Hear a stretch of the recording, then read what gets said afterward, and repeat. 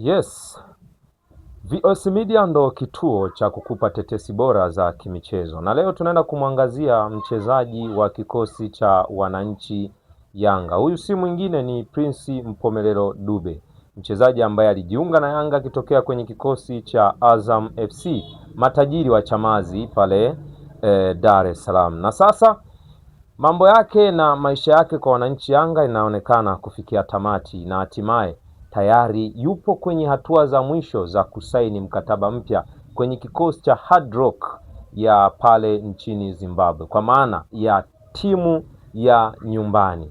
Je, Prince Mpomelelo Dube alikuwa ni mchezaji wa aina gani? Ndiyo maana nipo hapa. Tembo Po ndiyo jina langu na tunaenda kuangalia, je, ameinufaisha vipi Yanga mpaka sasa, na ni kwa nini wananchi Yanga huenda msimu huu wanafikiria kuachana na Prince Mpomelelo Dube. Bana tu ni kwamba Prince Dube toka jiunge na kikosi cha wananchi Yanga amekuwa ni miongoni mwa wachezaji ambaye amenufaisha Yanga, kwa sababu ndiye mchezaji ambaye mara nyingi amekuwa akimaliza na goli 10+ kila mwisho mwa msimu. Na watu wengi ama mashabiki wengi wa Yanga wamekuwa na changamoto juu ya ubora wa Prince Dube katika kufanya maamuzi kwenye nafasi ambazo wao wanaamini ni bora kwamba anatakiwa azitumie, lakini yeye amekuwa akistruggle sana kuzitumia. Mimi naamini kwamba Prince Dube alikuwa ni mshambuliaji wa daraja la juu na ni mshambuliaji mzuri na ni bora kwa kutokea kwenye kikosi cha Yanga. Ukiangalia alipokuwa akiitwa mara kadhaa kwenda kwenye kikosi cha timu ya taifa ya Zimbabwe, alikuwa anafanya kazi nzuri sana, mfalme wa Bulawayo huyo. Lakini kwenye kikosi cha Yanga changamoto imekuwa ni kwamba kuna wakati amekuwa ni mchezaji ambaye anajua kukaa kwenye nafasi sahihi, ila ameshindwa kuwa na matumizi bora ya nafasi. Ufanano wake nilipokuwa nikimwangalia anafanana na mchezaji wa Chelsea Nicolas Jackson, ambaye yeye alikuwa anakipiga kwa mkopo kwenye kikosi cha Bayern Munich pale.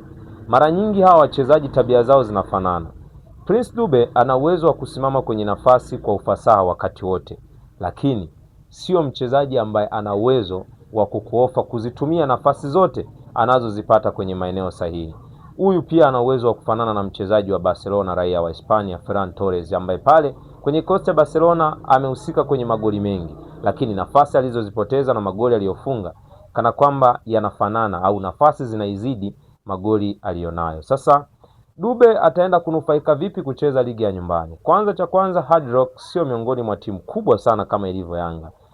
Sijua ni kwa nini au amefikiria nini kikubwa, lakini twende tukamwangalie Prince Dube ambaye ataondoka Yanga ataacha pengo gani? Pengo linaweza kuwepo kwa sababu unapokuwa na mchezaji ambaye ameshaizoea ligi kwa muda mrefu, anapoondoka inabidi umlete mchezaji mwingine ambaye anaweza akawa na changamoto moja. Cha kwanza kuizoea ligi, lakini cha pili kuonyesha kile ambacho wewe umemfanya mpaka ukamsajili. Walishawahi kupita mastreka wengi sana hapa nchini Tanzania kwenye kikosi cha wananchi Yanga na wakashindwa kufanya kile kilicho bora. Aliwahi kupita Juma Balinya, kina Bigirima na Isa, ambaye huyu alikuja kama mshambuliaji lakini alishindwa kufanya kazi nzuri kwenye safu hiyo ya ushambuliaji. Hii yote huenda ilipelekewa na kutokuizoea ligi. Yipe Nyamie miongoni mwa washambuliaji bora ambao alikuwa anasifika sana kwenye vilabu alivyowahi kupita, lakini alipopita kwenye kikosi cha wananchi Yanga mambo yalimwendea kombo. Sasa Prince Dube tayari alikuwa ameshaanza kuizoea ligi, alishaanza kupata challenge ya kucheza mechi kadhaa.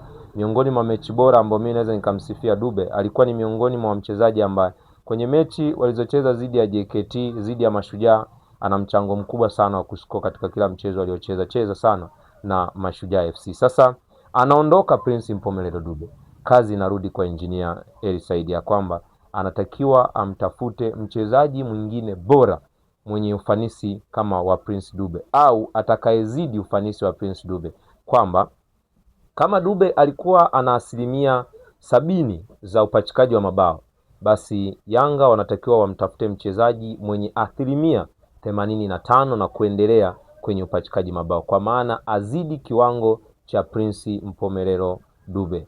Sasa tunamkosa Dube kwenye ligi ya Tanzania. Je, ni nani ambaye anaweza akawa kama Dube? Ila bado Afrika ina nyota wengi sana bora, hususan kwenye safu hiyo ya ushambuliaji, lakini Yanga tayari walianza kuhusishwa na Kantaman, mchezaji ambaye anakipiga kwenye ligi ya pale Kenya. Kama watampata huenda akawa ni mbadala sahihi wa Prince Dube, lakini bado whatever the case, kucheza ligi ya Kenya na kuicheza ligi ya NBC Premier League ni mambo mawili tofauti. Mshambuliaji huyu ambaye anahusishwa ni raia wa Burkina Faso.